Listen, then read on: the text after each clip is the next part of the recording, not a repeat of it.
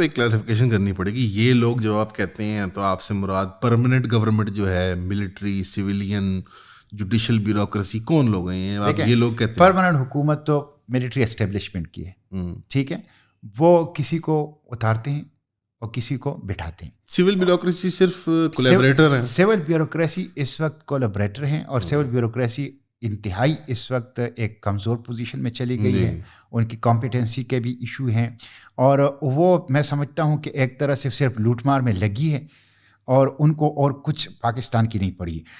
Political parties جو ہیں ان کو اگر آپ اقتدار دیتے ہیں, جو کہ بڑی مسلم لیگ ہے, پیپلز پارٹی ہے اور پی ٹی آئی ہے, تو اور اس کے بعد ان کے الائز ہیں, تو وہ تیار ہو جاتے ہیں ہر چیز کے اوپر, بس ان کی حکومت ہونی چاہیے.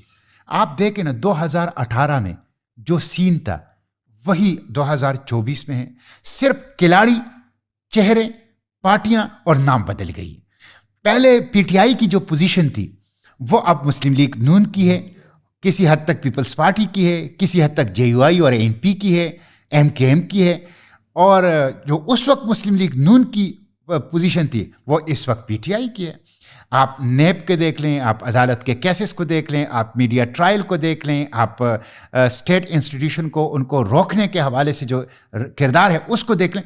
تو یہ سارے کے سارے جو سیاستدان ہیں یہ ہر وقت تیار ہوتے ہیں کہ اپنا کندھا فراہم کرے ملٹری اسٹیبل. اور اس کی وجہ کیا ہے؟ اس کی وجہ یہ ہے کہ ہماری political parties family out pets ہیں, یہ پرائیویٹ لمیٹڈ کمپنیاں ہیں, یہ پرائیویٹ فرمز ہیں. یہاں ڈی این اے کی بنیاد پہ لیڈرشپ ملتی ہے, یہاں کوئی انٹرنل ڈیموکریسی نہیں ہے. ان پولیٹیکل پارٹیز یہ مافیا بن چکی ہے, ان کے اوپر پیراٹروپرس کا, ان کے اوپر اے ٹی ایم مشینوں کا, ان کے اوپر مافیاز کا قبضہ ہو چکا ہے.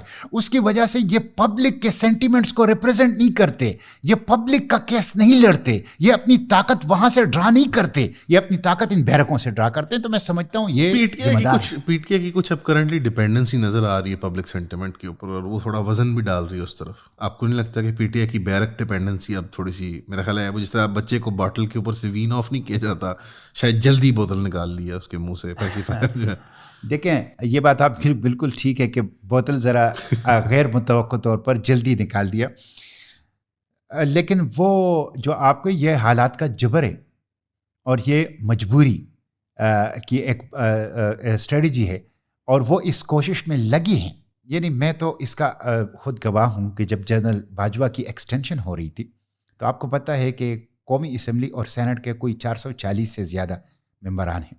اس میں واحد میں تھا جن نے ریٹن امینڈمنٹس اس ایکسٹینشن کے خلاف پارلیمنٹ میں جمع کیے تھے. نہیں اکیلے تو نہیں ہو, صرف ایک میں پورے سینٹ, پورے قومی اسمبلی میں جس نے ریٹن امینڈمنٹس, ہو سکتا ہے زبانی مخالفت کچھ اور لوگوں نے بھی کی, لیکن اس قانون کے اندر تحریری ترامیم اس کے مقابلے میں بل وہ صرف اور صرف میرا تھا, جو کہ سینٹ سیکریٹریٹ میں تھا اور جو انٹروڈیوس ہو گیا اور جسے رولز ریگولیشن کو بلڈوز کر کے ریجیکٹ کیا گیا.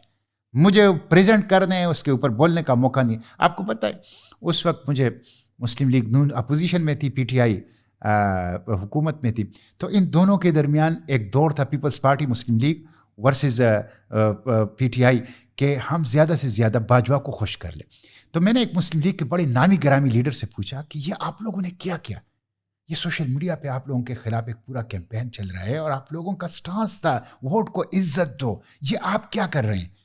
کہتے ہیں یار چھوڑو سوشل میڈیا کو, یہ ان کے الفاظ ہیں, چھوڑو سوشل میڈیا کو, 2-3 دن کا بخار ہے. تو میں نے کہا کیا ہوا ہے؟ کہتے ہیں ہوا یہ کہ عمران خان نے سینہ دبایا, تھپتھپایا کہ میں آپ کو ایکسٹینشن دیتا ہوں, وہ ناکام ہو گئی. ہم نے سینے پہ ہاتھ رکھ کیا کہ یہ نالائق ہے, یہ کام نہیں کر سکتا, ہم کر سکتے ہیں. ہم ان کو بتانا چاہتے ہیں کہ ہم ان سے زیادہ خدمت کرنے والے.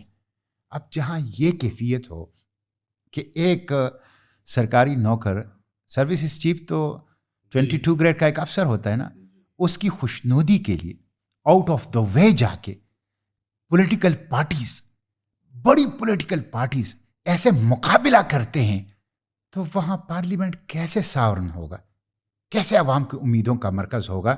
اس لیے ان کی وجہ سے آج پارلیمنٹ کمزور ہے, ڈیموکریسی اس وقت کمزور ہیں, اور اس وقت بیلٹ پیپر اور بیلٹ باکس کا کوئی عزت و احترام نہیں. نہیں بالکل نہیں ہے. اور